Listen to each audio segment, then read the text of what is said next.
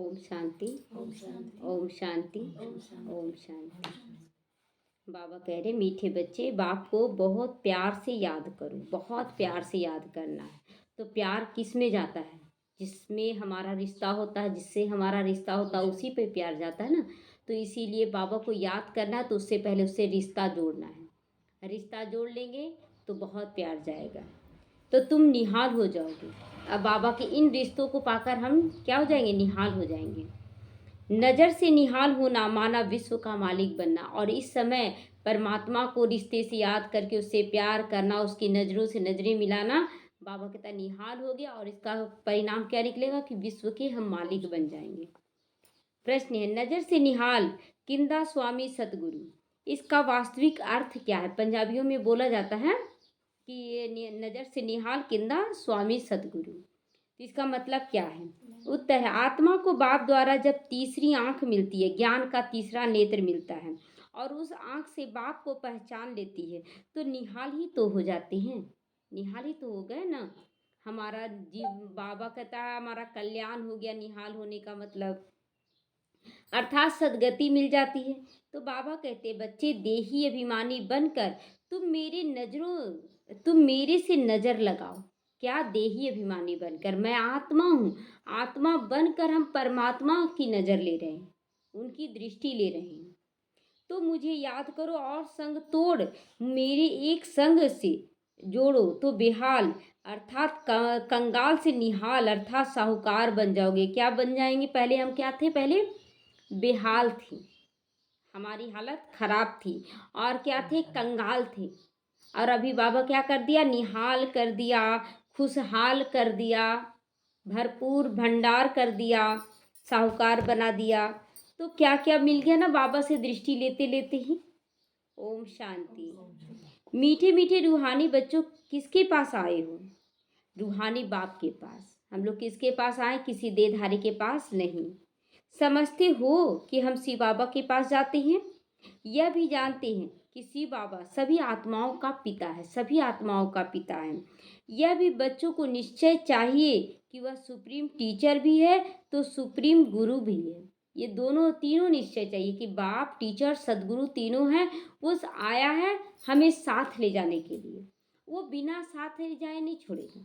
33 करोड़ बच्चों को अभी चिंतन कर रहे थे कि जब द्रौपदी अपने 5 पांडवों के साथ जंगल में थी, तो ब्राह्मण सब बोले थे कि हम भोजन करेंगे, और भोजन का कुछ भी नहीं था। तो याद करने लगी कृष्ण को। कृष्ण आए उसी समय और हांडी को देखे कि क्या है उसमें, तो एक दाना चावल था। और एक दाना चावल जब कृष्ण खाते हैं तो सभी ब्राह्मण जो स्नान करने गए होते तो सबको ढकार आने लगता है कि पेट भर गया। तो क्या करे, कैसे जाए वहाँ खाना खाने के लिए? उधर से उधर निकल जाते हैं सारे ब्राह्मण। यहाँ भी क्या है, जब हम बाबा को भोग लगाते हैं तो एक शिव बाबा ब्रह्मा तन द्वारा भोग स्वीकार करवाता है, और उनको भोग लगाने से 33 करोड़ आत्माओं तक पहुँचता है वो भोजन। 33 करोड़ आत्माओं तक भोजन पहुँचता है, और जिस वाइब्रेशन से आप बनाते हैं वो वाइब्रेशन पहुँचता है। और उसके बाद जब 33 करोड़ आत्माएं एकदम भरपूर हो जाती हैं, उनका पेट भर जाता है, संतुष्ट हो जाते हैं 33 करोड़, तो उनके द्वारा फिर पूरे विश्व की आत्माओं की संतुष्टि होती है। तो ये बाबा कहता केवल एक ब्रह्मा बाबा, शिव बाबा को वहाँ कृष्ण दिखा दिया गया, और यहाँ कृष्ण की आत्मा है ब्रह्मा तन में।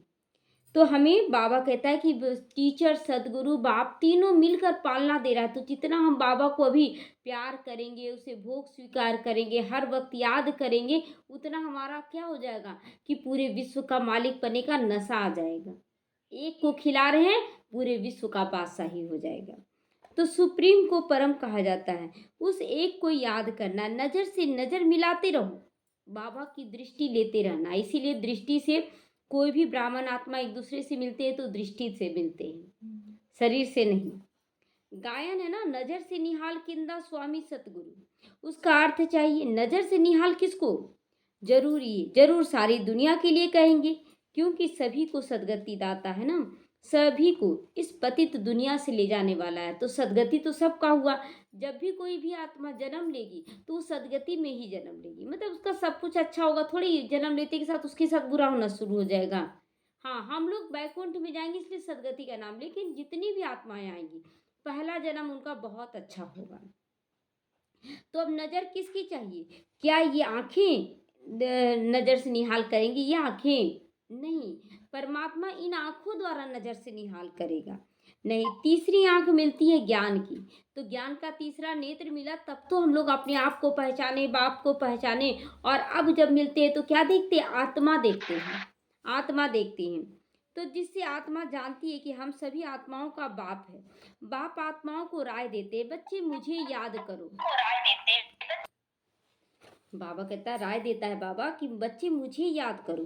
बाप आत्माओं को समझा रहे हैं, देहधारियों को नहीं समझा रहे, आत्माओं को समझा रहे हैं। आत्माएं ही पतित तमो प्रधान बन गई। अब यह तुम्हारी 84वें जन्म है। यह नाटक पूरा होता है, पूरा होना भी चाहिए। हर कल्प पुरानी दुनिया से नई बनती ही है इसी समय, इसी समय। रात के बाद दिन निकलता ही है, दिन के बाद रात होता है। ये ड्रामा बना हुआ है, इसमें मूंझना नहीं है।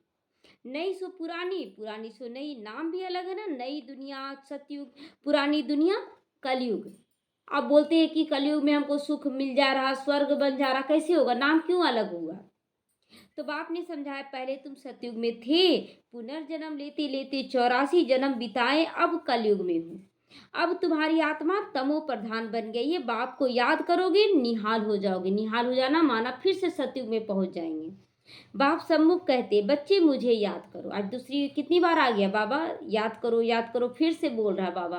क्योंकि रहते रहते हम लोग अलबेलेपन में आ जाते, याद करना कम कर देते, इसलिए बाबा कहता है याद करो।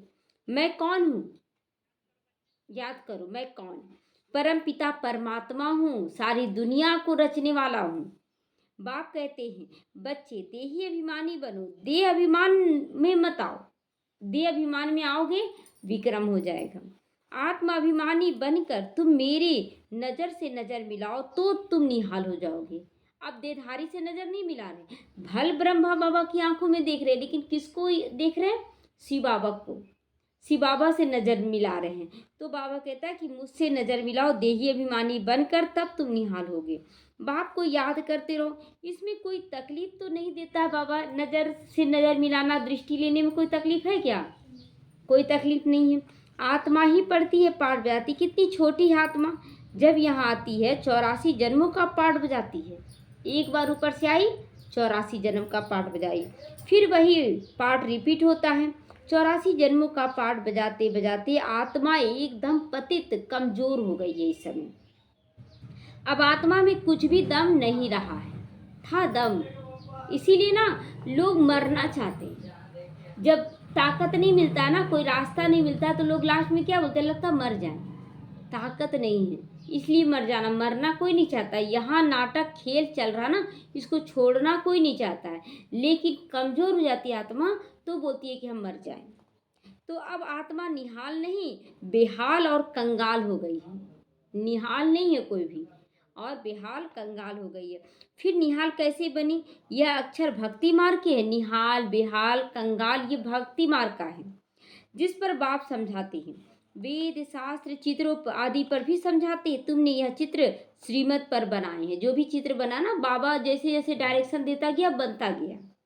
आसुरी मत पर अनेक ढेर के ढेर चित्र बनाए। कोई 4 हाथ वाला देवी बना दिया, कोई 8 हाथ का, कोई 12 हाथ का, कोई 2 मुंह का, कोई 4 मुंह का, कोई 8 मुंह का, कैसा कैसा बना दिया। तो ये माया बनाई है। बाबा क्या बनाए? एक्यूरेट चित्र बनाया। उनको कोई ऑक्यूपेशन तो है नहीं, है कोई ऑक्यूपेशन नहीं। यही तो बाप आकर बच्चों को पढ़ा रहे हैं कि बच्चे तुम जिसमें फंसे हो वास्तव में सच नहीं है पूरा। सच तो बाबा बता रहा है, भगवानुवाच है ना, तो उनको नॉलेज हो गई। तो उनकी नॉलेज हो गई। स्टूडेंट जानते हैं यह फलाना टीचर है। यहाँ तुम बच्चे जानते हो यह बेहद का बाप ही हमारा टीचर है।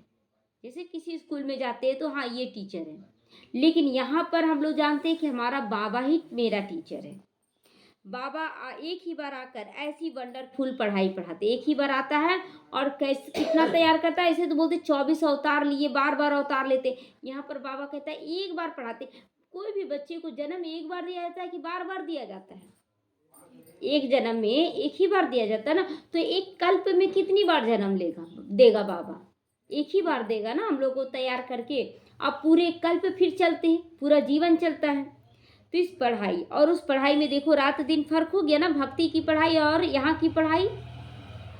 तो वह पढ़ाई पढ़ते पढ़ते रात पड़ जाती है, इस पढ़ाई से तो दिन में चले जाते हो, वो पढ़ाई पढ़ते पढ़ते क्या है और ही गिरते चले गए ना, भक्ति करते करते गिरते चले गए। और ये पढ़ाई बाबा का पढ़ते पढ़ते ऊपर जा रहे हैं, ऊपर स्थिति ऊपर हो रहा है। तो वह पढ़ाइयाँ तो जन्म जन्मांतर पढ़ते आए हो, इसमें बाप साफ बतलाते हैं आत्मा जब पवित्र होगी तब धारणा होगी। जैसे बच्चे बोलते हैं ना कि हमसे धारणा नहीं हो पाएगा, क्यों नहीं धारणा होगा? उसके ऊपर पाप का बोझा है, इसलिए वो नहीं कर पा रही है। जैसे जैसे वो चुकतू करेगी पाप, तो धारणा अपने आप स्वतः ही होता है, मेहनत करने की जरूरत नहीं पड़ता है। तो इसीलिए बाबा क्लियर करा कि पवित्र तभी बनेगी जब धारणा होगी, और जब धारणा कब होगी? जब वो पाप का बोझा उसके सिर से उतरेगा। कहते शेरनी का दूध सोने के बर्तन में ही ठहरता, ये सच है। भल कोई शेरनी का दूध लेने नहीं जाएगा, लेकिन मिसाल दिया जा रहा तो और कोई जानवर का क्यों नहीं, इसी का क्यों? तो कुछ विशेषता है ना। तुम बच्चे समझते हो अब हम अब सोने का बर्तन बन रहे होंगे तो मनुष्य ही, परंतु आत्मा को संपूर्ण पवित्र बनना होता है। आत्मा को है तो अभी भी मनुष्य वही जो पहले थे कलयुग में, शरीर वही, रूप रंग वही, वही घर परिवार, लेकिन आत्मा की स्थिति क्या हो गई? ऊपर हो गई। देवता की जगह में देवता बन गए, शूद्र की जगह में ब्राह्मण बन गए। तो 24 कैरेट था, अभी 9 कैरेट हो गया है। अभी बाबा कहता है कि तो हम बच्चे क्या थे कि कैसे शूद्र में 9 कैरेट बन गए थे, अब फिर से 24 कैरेट बन रहे। आत्मा की ज्योति जो जगी हुई थी वो बुझ गई है। इसीलिए देखिए 33 करोड़ जो देवी देवताएं थे उनकी ज्योति जगती है, आत्मा की ज्योति किसकी जलती? सबका तो नहीं जलेगा। इसीलिए ज्योत जगाने का रिवाज है भक्ति मार्ग में। कोई भी देवी देवता के आगे ज्योत जलाते हैं, किसी का ऐसे ही कोई दीपक जला दिए, या तो फिर किसी का अखंड ज्योत जलाएं। तो ये ज्योत जलाने का रिवाज यहाँ से है कि जब हम आत्मा का दीपक जलाते हैं तो ज्योति जगी हुई है, और बुझी वालों में भी फर्क है ना। ज्योत जला हुआ और बुझा हुआ में देखिए, जो अखंड ज्योत जलता है, जो टेम्पोररी जलता है, दोनों में किसका ज्यादा महत्व है? अखंड ज्योत का ना। तो यहाँ पर भी जो अखंड ज्योत जला लेता है, अपनी आत्मा का दीपक जला लेता है, उसका ज्यादा महत्व। जो बुझ रहा फिर जल रहा फिर बुझ रहा, उसका उतना महत्व नहीं है। तो बाबा का और दूसरा क्या है कि जिसका बुझा हुआ दीपक है उसका क्या महत्व? उसको कोई देखेगा नहीं। तो ज्योति कैसे जगी और पद कैसे पाया, यह बाप समझाते। ज्योति कैसे जगी? बाबा जगाया ज्योति ना, ज्ञान का घी डाला तब ज्योत जगी। बाप कहते बच्चे अब मुझे याद करो, योग लगाने से तुम्हारी ज्योत बढ़ती जाएगी। जो मुझे अच्छी तरह से याद करेंगे मैं उनको अच्छी तरह से याद करूँगा। बाबा भी याद करेगा कब? जब हम याद करें। करंट कब देगा? जब हम लगाएंगे ना उसमें अपना तार छिलकर, रबड़ को छिलकर। यह भी बच्चे जानते हैं, नजर से निहाल करने वाला एक ही बाप ही स्वामी है। इनकी आत्मा भी निहाल होती है, ब्रह्मा की आत्मा भी निहाल होती है। तुम सब परवाने हो, उनको समा कहते हैं। कोई परवाने सिर्फ मेरी फेरी पहनने आते हैं, कोई अच्छी तरह से पहचान लेते हैं तो जीते जी मर जाते हैं। मतलब जैसे ही बाबा को पहचाने, बाबा आप जो कहेंगे सो हम करेंगे, तो ये कहना माना मर जाना, मर जाना देह भान से। और कोई को बच्चे चले ज्ञान तो ठीक है लेकिन अभी हम नहीं कर पाएंगे, तो ये फेरी पहनकर चले गए। कोई फेरी पहनकर चले जाते हैं, फिर कभी कभी आते भी हैं फिर चले जाते हैं। मतलब आए चले गए, सप्ताह में, महीना, दिन में एक दिन दिखा देते चेहरा। तो इस संगम का ही सारा गायन है। ये सब जो प्रकृति तैयार हुआ सब कुछ इस संगम युग का है। इस समय जो कुछ चलता है उनके ही शास्त्र बनते हैं। फिर बाप एक ही बार आकर वर्षा देते हैं, देकर चले जाते हैं। बेहद का बाप जरूर बेहद का वर्षा देंगे। गायन भी है ना, 21 पीढ़ी का वर्षा देते हैं बाबा, साधारण कैसे होगा? तो इसीलिए भगवान दे रहा है ना, तो भगवान तो 21 पीढ़ी देगा। तो सतयुग में वर्षा कौन देते हैं? भगवान रचयिता ही आधा कल्प का वर्षा देकर जाते हैं। ये नहीं कि वहां का देवी देवता के घर में जन्म लेंगे तो वो लोग हमको देंगे, नहीं, देवी देवता नहीं देते हैं। हम लोग यहाँ से अपना बना कर जाते हैं, बाप से वर्षा लेकर जाते हैं, वहां केवल मिलता है। तो रचना को मिलता है, वर्षा आधा कल्प के लिए रचना को देती है। याद भी सब उनको करते, इसीलिए हे भगवान, हे ईश्वर, गॉड। वह बाप भी है, टीचर भी है, स्वामी सतगुरु भी है। भल तुम और किसी को भी स्वामी सतगुरु कहते होगे, किसी और को भी कह देते ना, पंजाबियों में क्या है, गुरु नानक को कह देते हैं, परंतु सत तो एक ही बाप है ना। सत कैसे हो सकता जो देहधारी हो? वो तो शरीर झूठा था, उतना समय तक देखे, उसको फिर शरीर से आत्मा निकली, उसको जलाकर खत्म कर दिए, जमीन में गाड़ दिए, खत्म ना कर दिए। लेकिन परमात्मा सत्य जो कभी विनाश नहीं होता है। ट्रुथ हमेशा ही बाप को ही कहा जाता है, बोलते हैं ना कि गॉड इज ट्रुथ कहा जाता है, तो वह ट्रुथ क्या आकर करते हैं, वही पुरानी दुनिया को सचखंड बनाते हैं। सचखंड के लिए हम पुरुषार्थ भी कर रहे हैं। जब सचखंड था तो और सब खंड नहीं था, और सब खंड नहीं था। जब सचखंड था, जब आत्मा का स्थिति था, तो देवभान का स्थिति बिल्कुल भी नहीं था। देवभान की स्थिति केवल भारत खंड था। सब पीछे आते, सचखंड को किसी को भी पता ही नहीं। बाकी अब जो खंड है उनको सबको पता है। अब जैसे क्राइस्ट आए तो उसके बारे में सबको पता है, लेकिन देवी देवता कैसे बने, कौन बनाया, कैसे वहां रहते थे, किसी को कुछ नहीं पता। केवल बोलते ऊपर रहते थे, ऊपर थोड़ी कोई स्वर्ग बनेगा।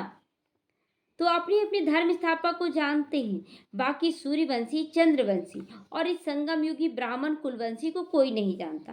प्रजापिता ब्रह्मा को मानते हैं, कहते हैं हम ब्राह्मण ब्रह्मा की औलाद है। वो लोग ब्राह्मण बोलते हैं कि हम ब्रह्मा की औलाद हैं, लेकिन ब्राह्मण बनकर भी श्रीमत पर कहाँ चल रहे हैं। आज उनका भी खान पान कितना अशुद्ध हो गया है। परंतु वह है कुख वंशावली ना, तुम हो मुख वंशावली। हम लोग मुख से ज्ञान द्वारा बने हैं, तो हम लोग एक्यूरेट चल रहे हैं। वह है अपवित्र, तुम मुख वंशावली ही पवित्र बनते हो। पवित्र है ना। हम लोग का जन्म कैसे हुआ? ज्ञान द्वारा हुआ, मुख द्वारा हुआ। तो तुम मुख वंशावली बनकर फिर छीछी दुनिया, रावण की दुनिया में चले जाते हो। वहां रावण राज्य होता ही नहीं। अब तुम चलते हो तो नई दुनिया में, उनको कहते हैं वाइसलेस वर्ल्ड। वर्ल्ड ही नई और पुरानी होती है। संसार नया और पुराना, जैसे मकान का स्थिति है नया और पुराना बनने का, उसी तरह संसार भी होता है। कैसे होता है यह तो तुम जानते हो। अभी पेंट पचाड़ा किए घर को, देखेंगे कितना सुंदर होता है। कुछ महीनों के बाद देखिए धीरे धीरे उसकी चमक खत्म होने लगती है। तो घर तो हम लोग अच्छा ही बनाए ना, दोष तो हमारा नहीं है। प्रकृति, मौसम बदलता गया, समय बदलता गया, तो दूसरा को तो कोई बुद्धि में है ही नहीं। बाबा कहता है दूसरा तो कोई की बुद्धि में है ही नहीं। लाखों वर्ष की बात को कोई दूसरा जान ना सके। लाखों वर्ष में सोचेंगे क्या जानने जाएंगे, लाखों वर्ष का कौन हिसाब किताब बताएगा, तो नहीं जान सकते हैं। वह तो थोड़े समय की बात है। यह बात बाप बैठ बच्चों को समझाते कि समय कितना चलता है, 5000 साल का ये नाटक है। बाप कहते मैं आता ही हूँ तब जब खास भारत में धर्म ग्लानि होती है। ग्लानि ही हो रहा ना, आज हर रिश्ते में ग्लानि क्यों हो रहा है? रिश्ता में ताकत क्यों नहीं है? क्योंकि आत्मा की ताकत छीन हो गई है। तो निभाने वाली तो आत्मा, शरीर में तो कुछ नहीं है। तो दूसरी जगह तो किसी को पता ही नहीं कि निराकार परमात्मा क्या चीज है। बड़ा बड़ा लिंग बनाकर रख देते हैं, बड़ा बड़ा लिंग। बच्चों को समझाया है आत्मा का साइज कभी छोटा या बड़ा नहीं होता है। शरीर का साइज छोटा या बड़ा होता है, लेकिन आत्मा का साइज एक बराबर। जैसे आत्मा विनाशी, वैसे बाप भी अविनाशी है। वह है सुप्रीम आत्मा। सुप्रीम माना वो सदैव पवित्र और निर्विकारी रहता है, कोई विकार नहीं। देवी देवता कुल की जो आत्मा है उसके अंदर विकार चढ़ता है, इसीलिए गंदे गंदे चित्र बना देते हैं। तुम आत्माएं भी निर्विकारी थी, दुनिया भी निर्विकारी थी। उनको कहा ही जाता संपूर्ण निर्विकारी। नई दुनिया फिर जरूर पुरानी होती। बच्चा जन्म लेता कितना प्यारा लगता है लेकिन जैसे जैसे बड़ा होने लगता है उसका स्थिति कैसा रहता है? बदमाशी करने लगता है ना, धीरे धीरे नटखटपना दिखाता है, फिर और बड़ा होता है। तो यहाँ पर कला कम होती जाती। जैसे मनुष्य जब जन्म लेता है ना, तो धीरे धीरे उसका कला बढ़ता है। कला बढ़ता है ना मनुष्य का। लेकिन यहाँ पर जब सतयुग में हम लोग आते हैं तो हम लोगों का कला घटता है। तो बढ़ने का निशानी कहाँ से? ये संगम युग का है कि हम लोग जब बाबा के बनते हैं तो हमारी कलाएं क्या है, बढ़ने लगती है। तो इस समय का ही बच्चों का जन्म दिखाते कि बच्चे जन्म लिए और वो बड़ा होते जाते हैं, उनकी कला बढ़ती जाती है। 2 कला कम चंद्रवंशी राज्य था, फिर दुनिया पुरानी बनती जाती है। पीछे और खंड आते जाते हैं। उनको कहा जाता है बाई फ्लॉट, परंतु मिक्सअप हो गया ना, मिक्सअप हो जाता है सब कुछ। इस धर्म से कुछ उठा लिए, उस धर्म से कुछ उठा लिए, ऐसे करके दूसरे धर्म स्थापन होते हैं। डायरेक्ट बुद्ध आकर थोड़ी धर्म स्थापन स्थापन किया, वो तो पहले यहाँ यही धर्म मानता था। ड्रामा प्लान अनुसार जो कुछ होता है वह फिर से रिपीट होगा। बच्चा जन्म लिया, युवा हुआ, बूढ़ा हुआ, मर गया, फिर जन्म लेगा तो फिर बचपन में आएगा, फिर वही क ख ग घ पढ़ेगा। तो ड्रामा रिपीट हो रहा है।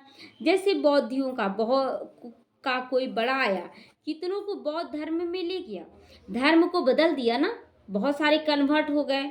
हिंदुओं ने अपना धर्म आप ही बदला, क्योंकि कर्म भ्रष्ट धर्म भ्रष्ट हो गए थे, इसीलिए अपने आप हम लोग बदले हैं। कोई बदलने के लिए मजबूर नहीं किया, लेकिन जब तमो प्रधानता आ गया ना, तो कोई सतो प्रधान धर्म आया तो आकर्षित हो गए हम लोग कि बहुत अच्छा लग रहा, नहीं इसी में मानना चाहिए, और वो कन्वर्ट होते चले गए।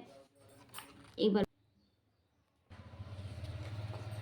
बाबा कहता है कि वहाँ सदैव पवित्र होते। निर्विकारी दुनिया थी ना, उनको कहा था संपूर्ण निर्विकारी। नई दुनिया फिर जरूर पुरानी होती है, कला कम होती जाती। 2 कला कम चंद्रवंशी राज्य था, अब फिर पुरानी दुनिया बन जाती है। और अभी क्या हो गया, हिंदू धर्म नाम रख दिए, लेकिन कर्म भ्रष्ट और धर्म भ्रष्ट हो गए, वाम मार्ग में चले गए ना। जगन्नाथ के मंदिर में भल गए होंगे, परंतु वहाँ कुछ ख्याल नहीं चलता, खुद विकारी हैं तो उन्हों को भी विकारी दिखा दिया गया है। कोई ख्याल नहीं, मतलब इतना गंदा चित्र दिखाते हैं जगन्नाथपुरी में, लेकिन ख्याल नहीं चलता चलो देवी देवता भी ऐसा ही थे, हम लोग भी ऐसा ही बन गए। वह यह नहीं समझते कि देवताएं जब मार्ग वार्ग में जाते हैं तब ये चित्र बनते हैं। शुरू में सत्युग त्रेता में नहीं, बच्चा जन्म लेते के साथ थोड़ी विकार में जाएगा, उसको तो विकार का ज्ञान ही नहीं होता है। बच्चा बड़ा होता है, फिर और बड़ा होता है, बालावस्था होता है, तो भी उसको उतना ज्ञान नहीं रहता है थोड़ा, लेकिन जब युवा में पहुंचता है तब उसको ज्ञान होता है विकारों का। उसी तरह यहाँ पर सत्युग है जन्म, छोटा बच्चा, उसके बाद त्रेता युग है और बालावस्था, और युवावस्था कब पहुंचता है, जब द्वापर में पहुंचते तब विकारों का होता है। तो ये दिखा देना कि देवी देवता भी वाम मार्ग में गए, ये तो गलत हो जाएगा, बच्चा ही गलत काम करे, ऐसा नहीं होता है। तो दिखाते हैं देवी देवता वाम मार्ग में गए। उस समय की यह चित्र है, उस समय के ही चित्र है। द्वापर में जब गिरते हैं ना, तो अपने हाथों से ये कलाकृति करते हैं बच्चे। देवता नाम तो बड़ा अच्छा लगता है, लेकिन ये विकारी चित्र जो रहता बहुत गंदा दिखा देते हैं। हिंदू तो हिंदुस्तान का नाम है, फिर अपने को हिंदू कह दिया, कितनी भूले करते चले गए। इसीलिए बाप कहते यदा यदा ही धर्मस्य धर्मो ग्लानिर्भवते भारते। कहने का मतलब देवी देवता धर्म जो इतना श्रेष्ठ था, इतना पवित्र था, सबको विकारी बना दिया, सबका विकारी। खुद भगवान को भी विकारी खराब बना दिया ना, सर्वव्यापी बना दिया। भगवान तो श्री कृष्ण है, उन्होंने इतनी रानियों को भगाया, ऐसे किया, ये किया, विकारी बना दिया। तो इसीलिए धर्म की ग्लानि हुई, इसमें बाप की ग्लानि हुई, देवी देवताओं की ग्लानि हुई, इसीलिए बोला गया धर्म ग्लानि भवते भारते। बाबा भारत में आते हैं, ऐसे तो नहीं कहते मैं हिंदुस्तान में आता हूँ, कभी बोले आज तक? अब बोला जाता महाभारत, महा हिंदुस्तान ऐसे कैसे बोला जाएगा? महाभारत क्यों बोला गया? क्योंकि जितना भी खंड निकला ना, चीन हो, फ्रांस हो, सब किससे निकला? भारत से ही तो निकला ना। जाकर अपना देश बना लिया, नाम रख लिया, तो इसीलिए महाभारत कहा जाता है। यह है भारत। हिंदुस्तान व हिंदू धर्म कुछ होता ही नहीं, मुसलमानों ने हिंदुस्तान नाम रख दिया। यह भी ड्रामा विनोद है, अच्छी रीति समझाना चाहिए, समझना चाहिए, यह भी नॉलेज है। पुनर्जन्म लेते लेते, वाम मार्ग में आते आते भ्रष्टाचारी बन गए हम लोग, कितने खराब बन गए।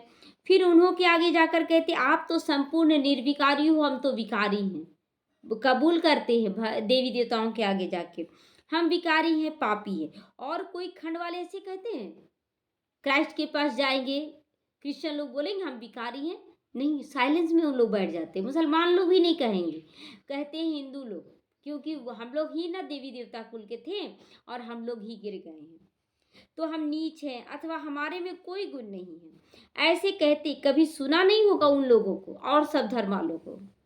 सिख लोग भी ग्रंथ के आगे बैठते हैं, परंतु ऐसे कभी नहीं कहते कि नानक तुम निर्विकारी हम विकारी, ऐसे कह भी बोले नहीं बोलते हैं।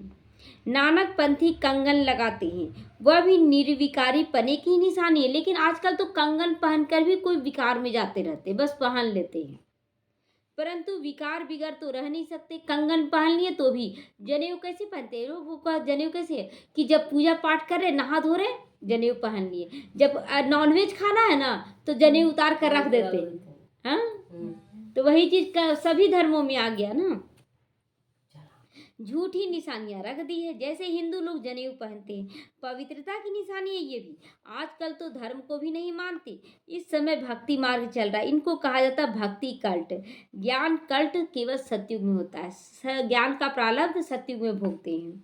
सतयुग में देवताएं संपूर्ण निर्विकारी, कलयुग में संपूर्ण निर्विकारी कोई हो न सके। कलयुग में कोई भी नहीं है ऐसा, एक भी नहीं। हाँ, जीव जंतुओं में केवल एक मोर है और कोई भी नहीं। प्रवृत्ति मार्ग वालों की स्थापना बाप ही करते, बाकी सब गुरु हैं। निवृत्ति मार्ग वाले उन्हों को जरूर जास्ती हो गया, जोर जास्ती हो गया। बाबा कहता है निवृत्ति मार्ग वालों का जोर जास्ती किससे हो गया? गृहस्थियों से। गृहस्थी विकार में चले गए ना, तो उनसे ज्यादा ताकत तो वो सन्यासियों में हो गया। बाप कहते हैं यह जो तुमने पढ़ा है उससे मैं नहीं मिलता हूँ। अब भक्ति मार्ग में जो शास्त्र आदि पढ़ते आए, यज्ञ तप, उनसे बाबा नहीं मिलता है। मैं जब आता हूँ सबको नज़रों से निहाल करता हूँ, इसीलिए यहाँ दृष्टि का महत्व है। तो देखिए उसमें भी गायन है, नज़र से निहाल, किंदा सतगुरु स्वामी। तो यहाँ पर नज़र से निहाल करते तो लोग बोलते जादू कर दिया। गायन भी ना, नज़र से निहाल किंदा स्वामी सतगुरु। यहाँ तुम क्यों आए हो? निहाल बनने, विश्व का मालिक बनने। बाप को याद करो तो निहाल हो जाओगे, बन जाओगे। ऐसे कभी कोई कहेंगे नहीं कि ऐसा करने से तुम यह बन जाओगे। ऐसा बोलते हैं लोग कि मेरे से दृष्टि लो, हम तुमको देवी देवता बना देंगे, विश्व का मालिक बना देंगे। कोई भी नहीं कहा, बाप ही कहते हैं तुमको ये बनना है। यह लक्ष्मी नारायण कैसे बने कोई को मालूम ही नहीं। तुम बच्चों को बाप सब कुछ बताते हैं। यही 84 जन्म लेकर पतित बने, फिर तुमको यह बनाने आया हूँ। 84 जन्म लेते लेते सब पतित बन गए, अब फिर से बना रहा है बाबा। बाप अपना परिचय भी देते, तो नज़र से निहाल भी तो करते हैं। नज़र से, दृष्टि से क्या होता है? शक्ति मिलता है हम लोगों को, पावर मिलता है। यह किसके लिए कहते हैं? एक सदगुरु के लिए कहते हैं, कोई देहधारी के लिए नहीं। जैसे ब्राह्मण आत्माएं भी एक दूसरे को दृष्टि से लेन देन करती हैं, लेकिन वो दृष्टि क्या सोच कर देती? बाबा आप दृष्टि दे रहे हैं, और लेने वाला क्या बोलता? बाबा आप मुझे दृष्टि दे रहे हैं। तो एक दूसरे को देते भी और लेते भी हैं।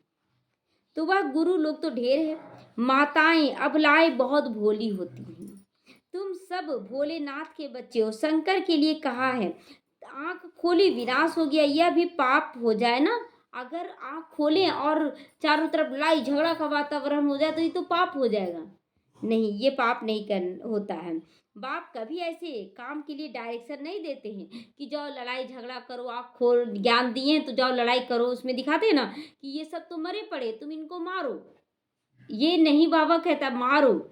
कहने का मतलब देवभान से मरो और दूसरों का देवभान को मारो, खत्म कर दो, उसे आत्मा रूप में जगाओ। विनाश तो कोई और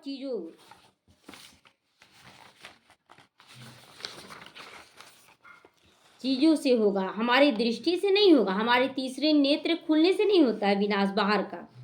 बाप ऐसे डायरेक्शन भी नहीं देते कि जाओ लड़ाई झगड़ा करके विनाश कर दो, ऐसा नहीं। यह तो सब साइंस वाले निकालते रहते, समझते हम अपने कुल का आप ही विनाश करते हैं। वह भी बंधे हुए हैं, बंधे हुए हैं। जैसे सिचुएशन ऐसा हो जाता ना कि हर कोई सेफ्टी के लिए भी बम्स बना रहा है, और ये बम सेफ्टी के लिए नहीं, एक दूसरे पर डालेंगे, छोड़ नहीं सकते हैं। बांधे हुए ना तो छोड़ नहीं सकते, वो बनाएंगे ही। नाम कितना होता है, मून में जाते हैं, परंतु फायदा कुछ भी नहीं। अब चंद्रमा पे चल गए, क्या हो जाएगा उससे? कुछ होगा? मीठे मीठे बच्चे तुम भी बाप से नजर लगाओ, अथवा हे आत्मा अपने बाप को याद करो तो निहाल हो जाओगे। बाप कहते हैं जो मुझे याद करते मेरे लिए सर्विस करते हैं, मैं भी उनको याद करता हूँ, उनको बिल मिलता है, उनको बल मिलता है। तुम यहाँ सब बैठे हो, जो नज़र से निहाल हो जाएंगे वो राजा बन जाएंगे। बाबा कहता है ना कि बच्चे जब तुम सेवा करते हो, मुझे याद करते हो, तो बाबा के यज्ञ की सेवा करने से क्या हो जाते हैं, हमारे अंदर ताकत बढ़ जाता है, और ताकत बढ़ने से हम निहाल हो जाते हैं, यानी कि विश्व के राजा बन जाते हैं। गायन भी है ना, और संग तोड़ एक संग जोड़ू, तो एक निराकार से संग जोड़ना है। आत्मा भी निराकार, बाप कहते हैं मुझे याद करो। तुम खुद भी कहते हो हे पतित पावन आओ, या किसको कहा, शिव बाबा को, और किसी को पतित पावन नहीं कह सकते हैं। ब्रह्मा को, विष्णु को या शंकर को कहेंगे पतित पावन? नहीं, नहीं कहेंगे। पतित पावन एक ही, वो सदैव पावन ही रहता है, इसीलिए उसे पतित पावन कहते हैं। वो पतित बनाने के लिए केवल पतित तो दुनिया में आता है, पतित बनने के लिए नहीं। कृष्ण की आत्मा जन्म ली, पतित बन गई, तो उनको कहा था सर्वशक्तिमान। बाप ही सृष्टि के आदि मध्य अंत की नॉलेज सुनाते हैं, और सब शास्त्रों को जानते हैं, और सब शास्त्रों को जानते हैं। बाबा सारे शास्त्रों का सार जानता, तभी तो उसका सार समझा रहा है। वह संन्यास धर्म आदि पढ़कर टाइटल ले लेते हैं, श्री श्री श्री 108 सत जगत गुरु, ये सब क्या क्या टाइटल ले लेते हैं। बाप को तो पहले ही टाइटल मिला हुआ श्री श्री का, वो तो कभी मतलब वो तो पतित होता ही नहीं जो हम लोग दे उनको टाइटल। उनको पढ़कर थोड़े ही लेना पड़ता है टाइटल, यहाँ पढ़ते तब डॉक्टर बनते हैं, और वो तो सदैव है पतित पावन। अच्छा, मीठे मीठे सीखी लदे बच्चों के प्रति माता पिता बाप दादा का याद प्यार और गुड मॉर्निंग। रूहानी बाप की रूहानी बच्चों को नमस्ते। हम रूहानी बच्चों की रूहानी माता पिता बाप दादा को याद प्यार, गुड मॉर्निंग और नमस्ते नमस्ते, शुक्रिया बाबा शुक्रिया। धारणा के लिए आज मुख्य सार है, समा पर जीते जी मरने वाला परवाना बनना है। मरना है ना, तो एकदम पूरी तरह से मरे, तड़प तड़प के क्यों आधा आधा मरे, पूरी तरह से मर जाएं। सिर्फ फेरी लगाने वाला मत बनो। ईश्वरीय पढ़ाई को धारण करने के लिए बुद्धि को संपूर्ण पावन बनाओ, क्योंकि हमारे जैसे बोले ना कि जब कृष्ण एक दाना खाएं तो 33 करोड़ का पेट भरा।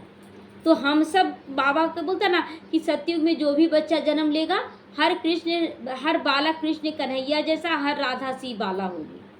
तो हम सब ऐसा बच्चा बने बाबा का, जो हमारी स्थिति में सुधार होगा तो सबकी स्थिति सुधार हो जाएगा। हम गिरे तेरे भाने सबका भला। तो हमें क्या करना, चारों तरफ से बुद्धि योग तोड़ेंगे तो थोड़ी वो लोग कुछ कर पाएंगे, कुछ नहीं करेंगे। लेकिन हमारा अगर बुद्धि योग में कुछ गंदगी होगा तो सामने वाला विरोध करेगा। तो बुद्धि को संपूर्ण पावन बनाना है, और सब संग तोड़ एक बाप के संग में रहना है। एक की याद से स्वयं को निहाल करना है। वरदान है, दिल की महसूसता से दिलाराम की आशीर्वाद प्राप्त करने वाले स्व परिवर्तक बनो। अपना परिवर्तन कि अब कहाँ गलती कर रहे हैं, कहीं ना कहीं कुछ गलती होता है तो विघ्न आता है। तो स्व को परिवर्तन करने के लिए 2 बातों की महसूसता सच्ची दिल की चाहिए। 2 बातों की महसूसता, पहला अपनी कमजोरी की महसूसता। जब अपनी कमजोरियां पता चलने लगे ना, तो जो बच्चे बोलते हैं बाबा हमको नहीं करवा रहा है, तो वो निकल जाएगा, वो भाव खत्म हो जाएगा कि बाबा कैसे नहीं करवाएगा, हमारे अंदर कमी कमजोरियां हैं। दूसरा क्या है, जो परिस्थितियां वो व्यक्ति निमित्त बनते हैं, जिस परिस्थिति को पैदा करने को कोई व्यक्ति निमित्त बनता, उनकी इच्छा और उनके मन की भावना की महसूसता कि उनकी भावना क्या है। अगर कोई हमारा विरोध कर रहा है, क्या उसके अंदर भावना है कि हमसे ये वैराग्य स्थापन करें, वैराग्य लाएंगे तब तो हम बाबा की तरफ जाएंगे ना। अगर वो देधारी हमको प्यार देता रहता तो हम बाबा की तरफ नहीं जाते, नहीं हमको पति लेके चलना है, बच्चों को लेकर, ये वैराग्य लेते हैं। इसीलिए जो व्यक्ति हमारा विरोध करे वो हमारा सबसे बड़ा सहयोगी है। तो परिस्थिति के पेपर के कारण को जानो, स्वयं को पास होने की श्रेष्ठ स्वरूप की महसूसता हो।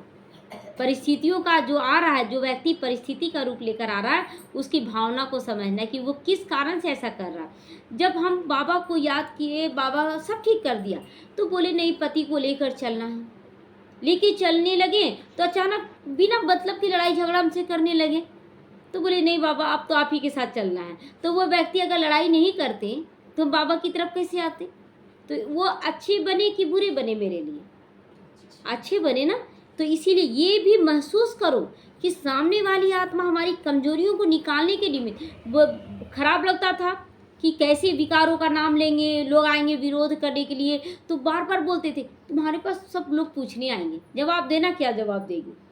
तो वो मन में चिंतन करते थे क्यों हम कर रहे हैं, क्यों हम ये कर रहे हैं, मन में लज्जा स्थापन कर रहे हैं? नहीं, बाबा मिला, हमको सब कुछ अच्छे से करना। उस दिन से कोई बोलना बंद हो गया। तो घड़ी घड़ी वो आत्मा परीक्षा ली और मजबूत बनाई। उसके लिए कैसे दुर्भावना हम रख सकते हैं कि वो गलत है? तो महसूस करो कि स्वस्थिति अगर श्रेष्ठ है तो परिस्थिति पेपर है। यह महसूसता सहज परिवर्तन करा लेगी और सच्चे दिल से महसूस किया तो दिलाराम की आशीर्वाद प्राप्त हो जाएगी। दिलाराम का आशीर्वाद प्राप्त हो जाएगा। अरे इसमें कैसे कट गया? तो वाईफाई दिया हो? हाँ हाँ, आ गया। तो बाबा कहता है अगर सच्चे दिल से तुम परमात्मा को महसूस करोगे तो दिलाराम का आशीर्वाद स्वतः ही मिलता जाएगा। इसलिए कभी डरना नहीं है।